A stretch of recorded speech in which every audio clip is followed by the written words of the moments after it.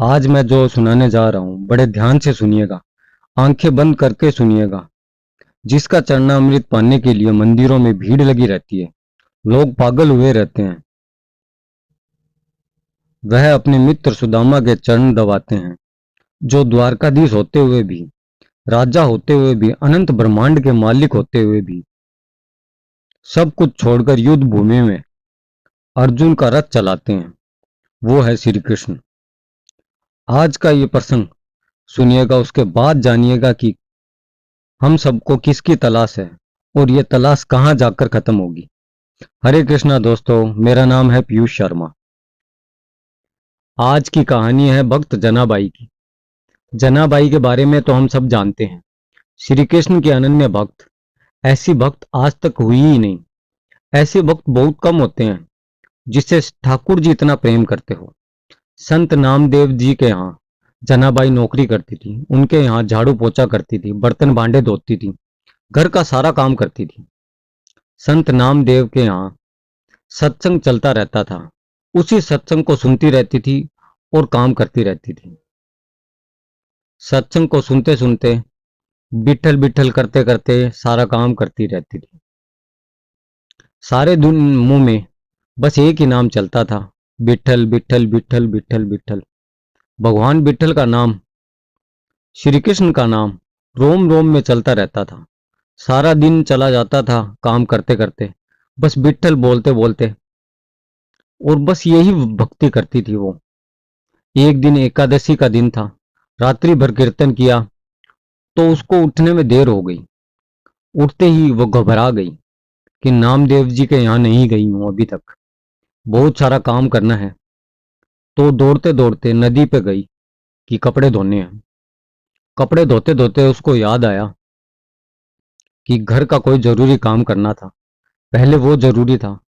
तो वापस जाने लगती है तो एक बूढ़ी औरत उसको मिलती है और उसको पूछती है कि इतनी घबराई हुई क्यों है, कहाँ भागी जा रही है, क्या हुआ। तो वो बोलती है कि घर का कोई काम याद आ गया था, इसलिए वापस जा रही हूँ, आकर कपड़े धोऊंगी। तो वो बूढ़ी औरत बोलती है जनाबाई को कि तू चिंता मत कर, तू आराम से जा, घर का काम कर, तेरे कपड़े मैं धो दूंगी। जनाबाई जब घर का काम कर कर वापस आती है तो देखती है कि उस बूढ़ी औरत ने जनाबाई के सारे कपड़े धो दिए थे। जब जनाबाई को याद आता है कि मैंने इनके बारे में तो पूछा ही नहीं कि ये कौन है, तो जनाबाई पीछे मुड़कर देखती है तो वो औरत उसको कहीं नहीं दिखाई देती है। जनाबाई नामदेव जी को जाकर सारी बात बताती है तो नामदेव जी बोलते हैं कि तू कितनी भाग्यशाली है, स्वयं विठ्ठल भगवान तेरे कपड़े धोने के लिए आए। तेरा कितना अच्छा भाग्य है कि भगवान तेरी मदद करने के लिए आए थे। वो कोई साधारण महिला नहीं थी, वो भगवान विठ्ठल थे। जनाबाई का मन बहुत प्रसन्न हुआ, रोम रोम खिल उठा। संत नामदेव जी ने बात कही थी, कोई साधारण बात नहीं थी ये, कि विठ्ठल जी कपड़े धोने के लिए आए थे, भगवान मेरे साथ रहते हैं। अब तो जनाबाई भक्ति में एकदम लीन हो गई। एक दिन मंदिर में भगवान के गले का सोने का हार, लॉकेट गायब हो गया। तो लोगों को शक हुआ कि जनाबाई ने चोरी कर लिया होगा, क्योंकि जनाबाई ही सबसे ज्यादा वहां आती जाती थी। लोगों ने जनाबाई से पूछा तो जनाबाई ने कहा कि नहीं, मैं ऐसा नहीं कर सकती। मैं मेरे भगवान के गले का लॉकेट कैसे चुराऊंगी, और मैं क्यों चुराऊंगी, मैं गलती से भी ऐसी गलती नहीं करूंगी।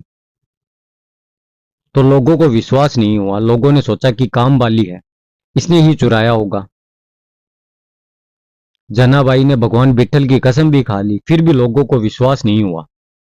लोगों ने सोचा कि इसी ने ही चुराया है, और जनाबाई को लेकर चंद्रभागा नदी के किनारे जाने लगे सूली पर चढ़ाने के लिए। लोगों को शक था कि ये झूठ बोल रही है, लॉकेट इसने ही चुराया है।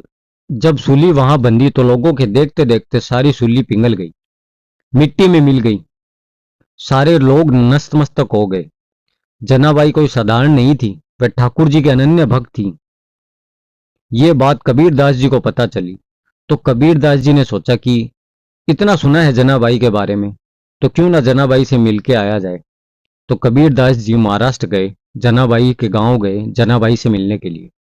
कबीरदास जी ने लोगों से पूछा कि जनाबाई कहाँ रहती है। तो लोगों ने कहा कि ये जो दो औरत लड़ रही है ना, वही जनाबाई है। तो कबीरदास जी को यकीन नहीं हुआ कि वो इतनी बड़ी संत है, वो कैसे लड़ सकती है। तो कबीरदास जी ने दूसरे किसी आदमी से पूछा कि जनाबाई कहाँ रहती है, तो उसने भी यही बोला कि ये जो लड़ रही है ना, वही जनाबाई है। अब कबीरदास जी जनाबाई के पास गए और जनाबाई से पूछा कि आप ही जनाबाई हैं। तो जनाबाई गुस्से में बोली कि हाँ मैं ही हूं, तो क्या हो गया। तो कबीरदास जी ने कहा कि कुछ नहीं हुआ, मैं तो बस आपसे मिलने के लिए आया था, आपके बारे में सुनकर आया हूं आपसे मिलने। आप झगड़ रही हो, क्यों झगड़ रही हो, किस बात पर झगड़ रही हो। तो जनाबाई ने कहा कि इस औरत ने मेरे उपले चुरा लिए। तो जनाबाई ने बोला कि इसने मेरे सारे उपले चुरा लिए और वापस भी नहीं कर रही है, इसलिए झगड़ रही हूं। कबीरदास जी ने बोला कि आपका इतना नाम सुना है, आप इतनी महान हो, आप गोबर के उपलों के लिए झगड़ रही है, ये उपले आपको मैं दे दूंगा। तो जनाबाई ने कहा मुझे मेरे ही उपले चाहिए, मुझे किसी और से उपले नहीं चाहिए।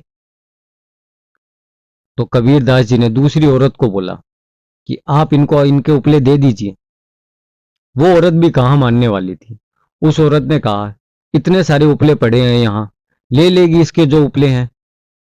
तो कबीरदास जी ने जनाबाई को बोला इतने सारे उपले हैं, आप कैसे पहचान पाओगी कौन सा उपला आपका है। तो जनाबाई ने बोला कि मैं अपने उपले पहचान लूंगी। तो जनाबाई एक उपला उठाती, कान से लगाती और उसको दूसरी तरफ फेंक दिया। दूसरे उपले को उठाया, कान से लगाया, उसको भी दूसरी तरफ फेंक दिया। फिर तीसरे उपले को उठाया, कान से लगाया, उसको अपनी तरफ रख लिया। ऐसे ही चलता रहा। जनाबाई एक उपला उठाती, उसको दूसरी तरफ फेंक देती, एक उपला उठाती, कान से लगाती, उसको अपनी तरफ रख लेती। कबीरदास जी को कुछ समझ नहीं आ रहा था कि ये सब क्या हो रहा है। तो कबीरदास जी ने जनाबाई से पूछा कि आप अपना उपला कैसे पहचान पा रही हो कि ये उपला आपका है, ये उपला आपका नहीं है। तो जनाबाई ने एक उपला उठाया, कबीरदास जी को दिया, बोला कि इसको कान से लगाकर देखो। कबीरदास जी ने कान से लगाया। तो जनाबाई ने पूछा क्या हुआ। तो कबीरदास जी ने बोला कुछ नहीं। तो जनाबाई ने बोला कि इस उपले को फेंक दो, ये मेरा नहीं है। और जनाबाई ने दूसरा उपला उठाया, कबीरदास जी को दिया कि इसको कान से लगाकर देखो। कबीरदास जी ने जैसे ही वो उपला कान से लगाया, कबीरदास जी जनाबाई को देखते ही रह गए,